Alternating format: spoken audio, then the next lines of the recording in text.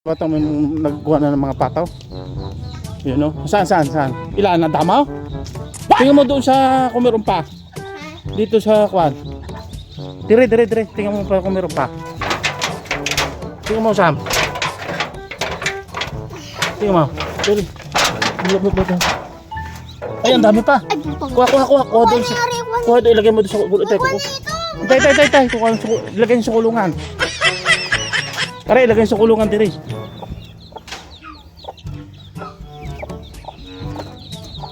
Aray, ilagay sa kulungan.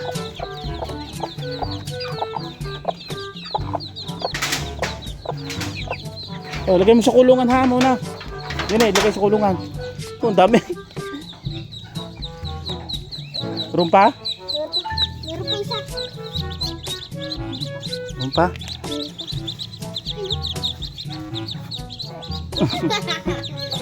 Wala na? Baka meron pa natabunan. Ayun na. Wala na? Oh, ilagay na doon sa kwan. Yun, ang dami oh. Ang dami ng pato mga kabatang. Ilagay niyo sa kulungan doon, dali. Sa kulungan mo ilagay. Ay. Ilagay sa kulungan. What? Oh, yun. Ako ko ba? Ilagay sa kulungan. Nakuha niyo lahat? Nakuha niyo na? Ha? Nakuha niyo lahat? Hindi, papakita sa sisi. Kuha naman silang ano. Dami oh. Birds. Two birds oh. Diba na?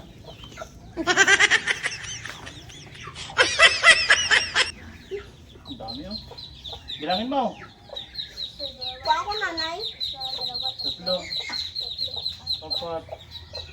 5, 6, 7, 8, 8, 9, 10, 13 uli. Oh, 13 uli. Oh. Pati mami. Hindi. So yung mga kabatang 13 uli ang ating sisiw. Yun, oh. Ang dami oh. 13 na naman pato. One. So yung mga kabatang magpisa na ang sisiw. Yun. So atin na lang itong lalagyan ng patuka. Ayun oh. Magkamera na tayo ulit ng sisiw na lagay. Ito yung labing isa nabuhay sila, lalaki na oh. Yung labing isa na sisiw, nabuhay na siya, lalaki na oh. Tapos yun ang sumunod, yung sisiw na yun. So yun mga kabatang. Ngayon natin patuka.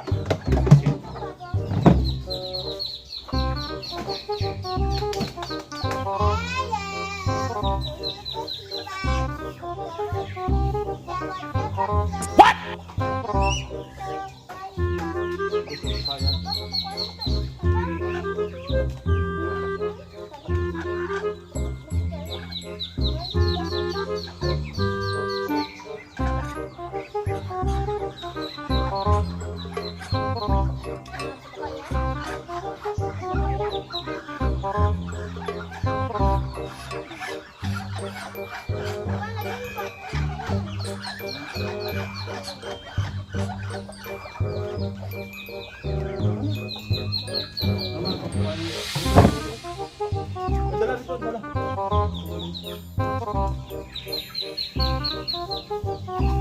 Kali mo nilang ino mo dito.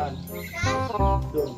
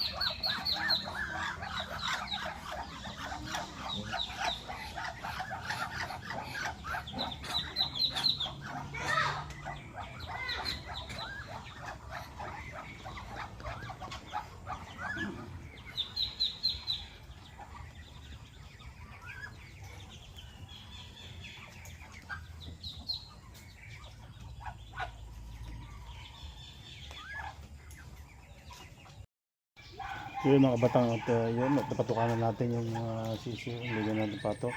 At yung aking 45 days, dito ko nilagay sa aking ulbo ng baboy. Yan mga kabatang. Yan, 10 sila. Ayan o. Yan, 10. Ayan o. So yun, at lagi ko itong nililinis. Kasi madali linisin sa bubusan mo lang ng tubig. Wawalisin mo, tapos dire-diretso na ito sa may kanal. Pag ito'y nabenta na, yun, hindi na ako mag-aalaga ng manok na 45 days. Gawa ng hindi ko na malingilan. Gawa ng magaling ang pato na saglit lang, madali lang alagaan yung pato. Pero ito yung 45 days, lagi mo tinitingnan siya. So yun, update tayo sa ating channel yun. Sa kalat na naman ng mga pato. Yun, at meron na namang may na limlim na naman doon siya. So yung isa napisa na. Tapos meron na naman limlim dito. Ang susunod na naman ito mga batang, ito isa. Yung isang ito, ayan. Pipisa na rin ito sunod. Malapit ang pisain yan. So magkakarami ang season natin yan mga batang. Yun. So yung mga batang, tayo ay magluluto ngayon ng makapuno. At nung nagpaani ako ng nyug ay nakakuha ng 2 makapuno. So luluto natin ng matamis na makapuno. Alright, so nagbigyan ako ng tubig. Tapos lagyan natin itong asukal. So yun, malapit na. Lagyan natin ng asukal. Matulog na siya. Sasakaluin natin. Basta matunog siya.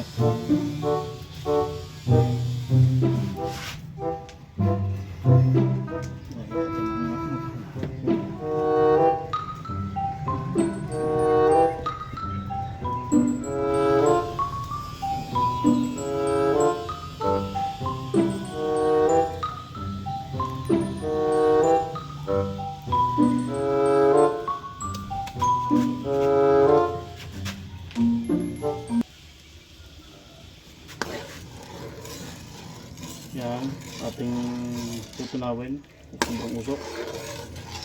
Ganito. Hanggang usok siya.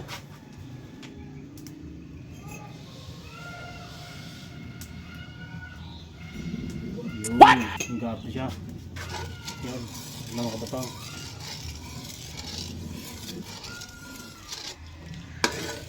Pag natunaw na siya, ating lalagay yung makapuno. Ito ang makapuno mga batang. Ito ang makapuno. Ito ang makapuno. Yan. Yan. Ginahit na namin kahapon. So yun, lalagay na natin. Bah. Yun. Para malagkit siya. Yun. Ang dami nito. Dalawa lang yung mga batang, 2 nyug lang. Tapos halo-haloin natin yan hanggang sa matunaw. Yan.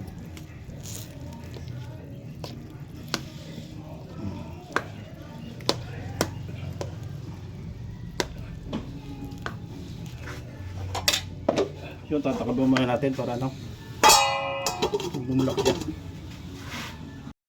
Haloin natin ulit. Malambot na siya. Yan, igahilan natin ito. Luto na ito.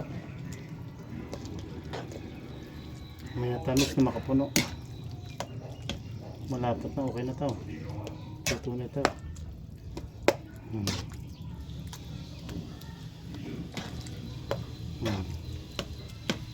Sarap nito. Pwede pala mo sa tasty bread ito. Pandesal, pwede. Tapos kumain. Tapos nakalagay sa rep ay pukusain nito. 2 nyug lang to. Dami na.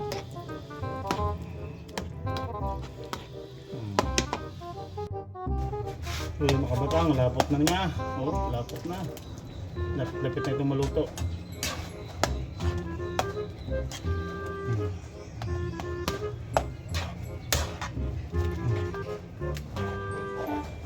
Hindi mo ito masusunog. Ayos na, luto na ito.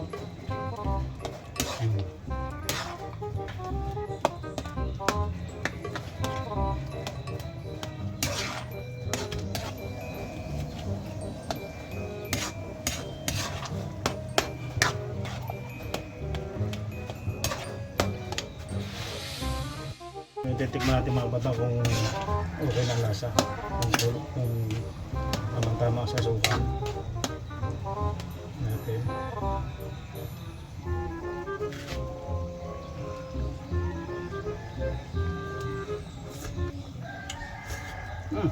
Mas na, mga bata. Lutong-luto na. Harap.